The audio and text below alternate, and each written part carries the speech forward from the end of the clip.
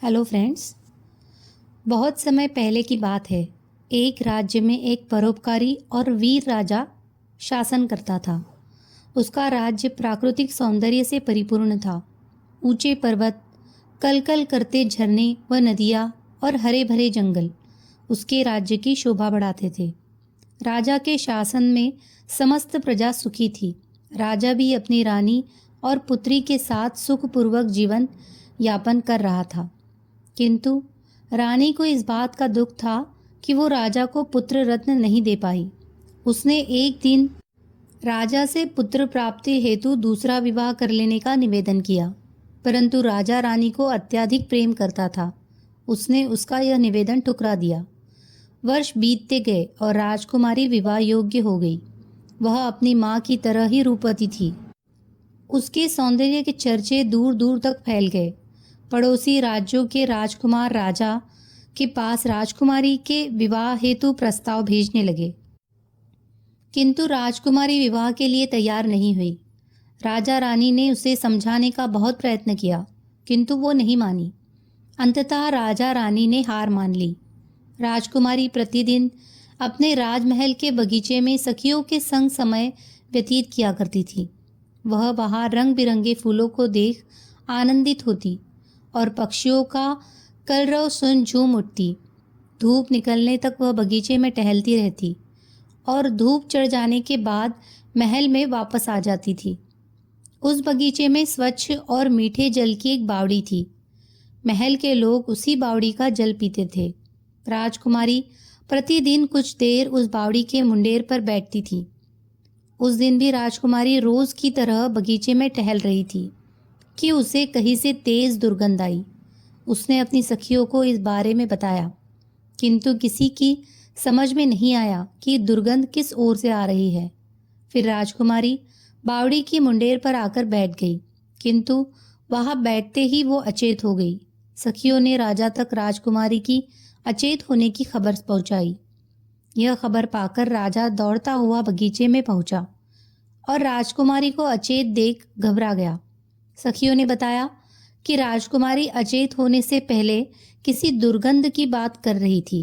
राजकुमारी को उसके कक्ष में ले जाया गया। राजवैद्य को बुलवाया गया। राजवैद्य ने बताया कि राजकुमारी के अचेत होने का कारण कोई दुर्गंध है। राजा ने फौरन सिपाहियों को बुलवाया और दुर्गंध का कारण पता करने का आदेश दिया। सिपाहियों ने पूरे महल और बावड़ी का चप्पा चप्पा छान मारा, किंतु उन्हें दुर्गंध का कारण पता न चल सका। अंत में एक सिपाही को बावड़ी के पीछे एक मरा हुआ चूहा दिखाई पड़ा। वह चूहा संभवतः किसी पक्षी या बिल्ली के द्वारा वहां लाया गया था और आधा खाकर छोड़ दिया गया था। सिपाहियों ने जब ये बात राजा को बताई तो राजा ने आदेश दिया कि पूरे राज्य के चूहों को मरवा कर राज्य के बाहर जमीन में गाड़ दिया जाए।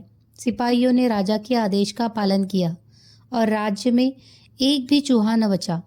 किंतु इसके बाद भी राजकुमारी को होश नहीं आया। राजवैद्य ने भिन्न भिन्न प्रकार की औषधियों से राजकुमारी का उपचार किया, किंतु उनका राजकुमारी पर कोई प्रभाव नहीं पड़ा और वह होश में नहीं आई। राजा रानी चिंतित हो गए।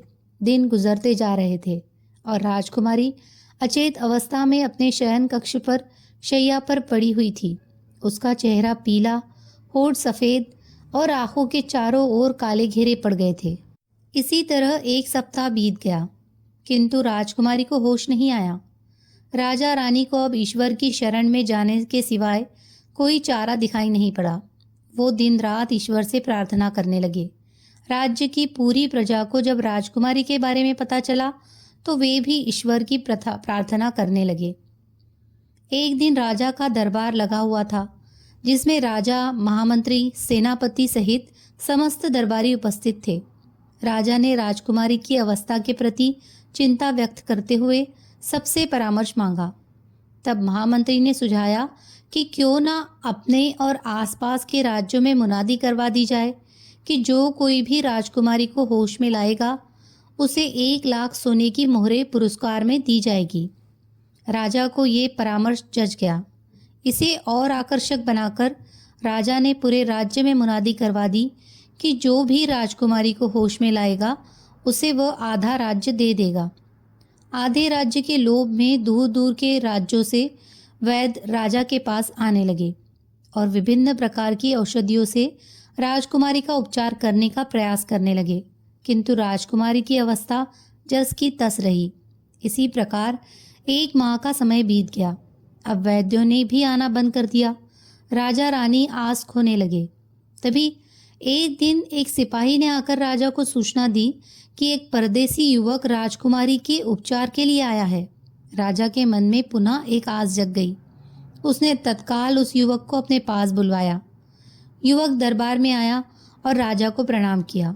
वह 21-22 वर्ष का एक आकर्षक युवक था।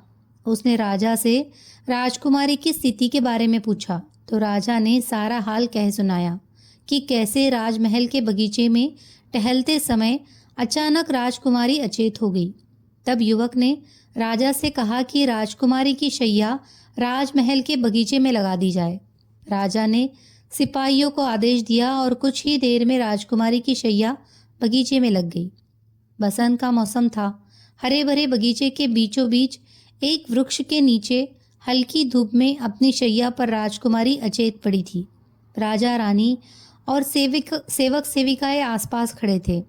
कुछ देर में युवक भी वहां आ गया। राजकुमारी के पास जाकर उसने एक दृष्टि उस पर डाली, फिर आसमान की ओर सिर उठाकर बुदबुदाते हुए ईश्वर का स्मरण करने लगा।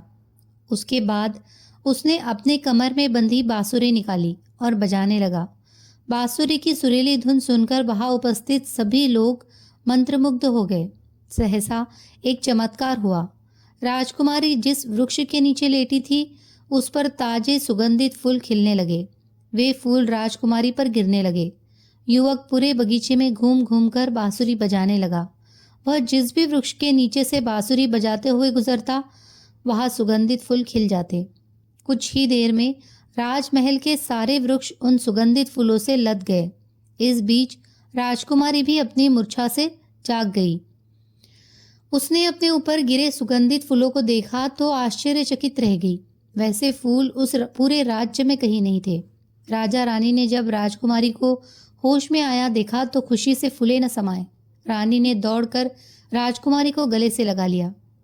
राजा उसका हालचाल पूछने लगा। इस बीच किसी को युवक का ध्यान ही नहीं रहा। कुछ देर बाद जब राजा को युवक का ध्यान आया और उसने सेवकों से उसके बारे में पूछा तो पता चला कि वह चला गया। उसे हर जगह ढूंढा गया किंतु वह नहीं मिला। अगले दिन सबने देखा कि पूरे राज्य के सभी पेड़ों पर वही रंग बिरंगे सुगंधित फूल महक रहे हैं। उन फूलों की महक पूरे राज्य में फैल रही थी। कहा जाता है कि बसंत के मौसम में प्रतिवर्ष वह नवयुवक बांसुरी बजाता हुआ वहां से गुजरता है और राज्य भर के वृक्ष फूलों से लद जाते हैं और सारा वातावरण उन फूलों की महक से भर उठता है। आप सुन रहे थे अरुणाचल प्रदेश की लोक कथा ऑर्किड के फूल। आपको कहानी कैसे लगी हमें कमेंट के द्वारा अवश्य बताएं। पसंद आने पर लाइक और शेयर ज़रूर करें और ऐसी ही अन्य फोक टेल्स इन हिंदी सुनने के लिए हमें सब्सक्राइब कर लें। शुक्रिया।